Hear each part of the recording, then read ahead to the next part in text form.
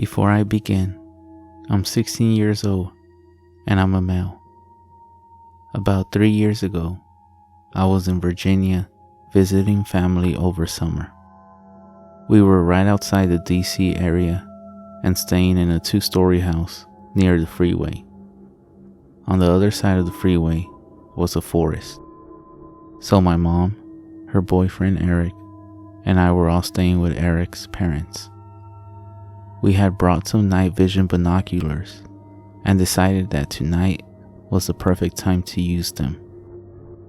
So after dinner, we gear up and head out. We pass under the freeway and head into the woods. When we get about 5 minutes into the forest, we set down our bag and take out our binoculars. My mom looks around with them for a while, seeing a few squirrels here and there. She gets tired of them and passes them to me. I look around for a while, being careful not to look at the freeway for fear of being blinded. I spot something behind a tree about 50 feet to our left. I concentrate on it, trying to figure out what it is. It looks like a pale, bald, anorexic man looking straight at us from behind the tree. I get a bit uneasy, but I'm hesitant to believe it's actually there. I ask Eric to take a look just in case. To my despair, he sees it too. He describes it much the same way I did. Now Eric, a former amateur boxer, and I train MMA almost every day, but neither of us wants to stick around with that thing. We start heading back to the house, crossing under the freeway. We take another look behind us as a car comes by.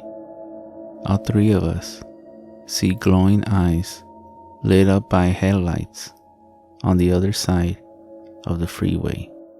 We say, "Fuck that," and head back to the house. When we get back, Eric's parents are asleep, and my mom and Eric go upstairs to the guest room. There's only one guest room, so I have the couch downstairs. I'm a little too excited after seeing the thing in the woods, so I end up staying up all night. Around 3 a.m., I'm watching TV and start hearing footsteps above me. I quickly remember our earlier encounter and panic a little. I try to calm down and tell myself it's just one of the dogs or maybe someone who couldn't sleep. I keep hearing the footsteps for a while until I hear a doorknob jiggle. I find it weird that they're trying to open a locked door, but try to ignore it. They stop, walk around for a few more minutes, and then it's quiet again. I stay up until the sun starts coming up and then pass out. My mom wakes me up and I remember the footsteps from the night before. I describe what happened and ask if one of them got up at any time. She says no, and I think it must have been one of the dogs. That is, until she tells me the room above me is the office. No one was in the office and the door stays locked at night. My heart sinks as I piece it all together. I don't know if it was that thing for sure, but I think it was. I'd done a lot of research trying to figure out what that thing was that night. I found 2 creatures that seemed to match it. I think it was either a skinwalker or a Wendigo. Whichever one it was, I'm just thankful that door was locked.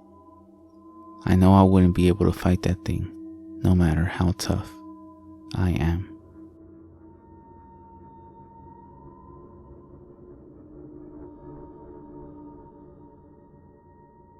To start the story off, and to give a little insight about me, I'm an 18-year-old female who grew up in Michigan and have lived in the country for as long as I can remember.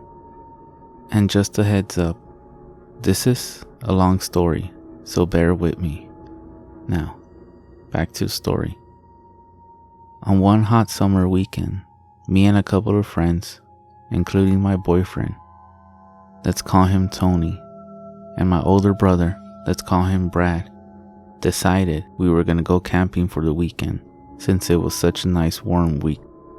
Tony's parents had owned a cabin surrounded by a huge wooded area with a personal lake and no neighbors for at least 4 miles.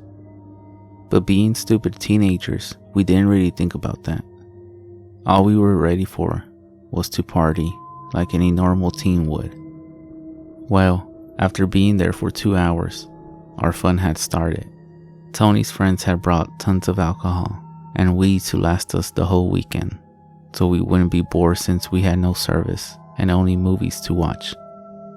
After it got around 12 a.m. and was pitch black, we had a huge bonfire going. It was a total of 6 people, including me and Tony. As we talked and laughed about upcoming events in our lives, we were so distracted that we didn't notice that my brother had literally frozen his eyes onto one section of the woods. Mind you, we were all intoxicated and high at the time. Eventually, our talking ceased when Tony realized his friend and my brother had an emotionless expression. "Hey dude, you alright?" he asked Brad. Silence. Brad didn't reply or even make any movements that would indicate he heard him. After that, I started to get scared, as well as the other 2 girls there. It took a lot for my brother to act that way. Eventually, I was the first to catch on that he was excessively staring into a certain spot in the woods. I turned my head and followed his gaze the best I could. And when I finally caught on to what he was staring at, my heart dropped. There was, right fucking there, was, at first look, a dog.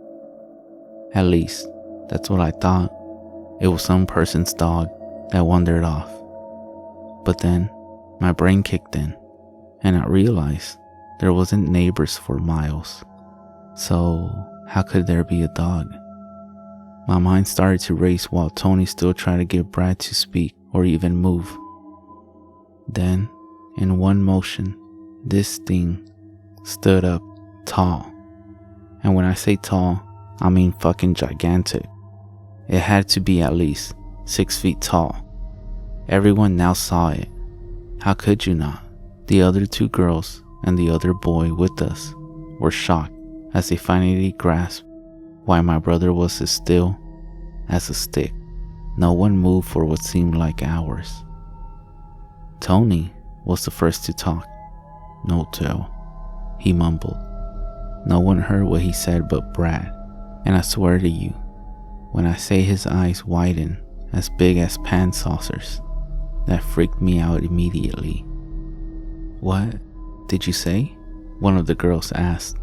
"It has no fucking tail," he hissed at her. My heartbeat stopped. He was right. There was no tail on this thing. My clouded alcohol mind cleared up in a fraction of a second when I finally realized what this thing was. Now I understood why my brother was basically shitting his pants. This thing was a skinwalker. My instincts kicked in right then and there, but before I could nope the fuck out of there, the thing let out a terrible stench, like rotting meat, before screaming, inhuman-like. The sound was enough to scare the fuck out of everyone. My brother was the first up out of his chair and started shouting native words to the creature, while I told everyone to get the fuck inside. No one questioned me when they saw just how dead serious I was, especially Tony. He's never seen me so scared, so he knew it was a bad situation. We all hightailed into the cabin, with my brother behind us, still shouting native words at the creature, which seemed to keep it at bay. Wow, it gave us enough time to get inside. He slammed and locked the door before turning all the lights off and grabbing a special ash from the kitchen counters and started throwing it at every window and door while chanting. Of course, he had everyone freaked out and basically in tears at that moment. After he was done, no one said a word for a long time, all of us still in shock. He grabbed our dad's pistol and had it posted by him for hours. Everyone was entirely shaken up to even question what happened. We must have fallen asleep eventually, because I woke up to my brother packing all our stuff into the 2 cars early in the morning. I understood why. We had native family. We knew what we were dealing with, and we knew it would come back, and maybe not alone. Before we left, I did a blessing on the cabin and spoke a few calming words to the still very freaked out girls. We left as soon as everything was packed up. To this day, we still haven't explained exactly to our friends what happened that night. But they have also never bothered to ask us.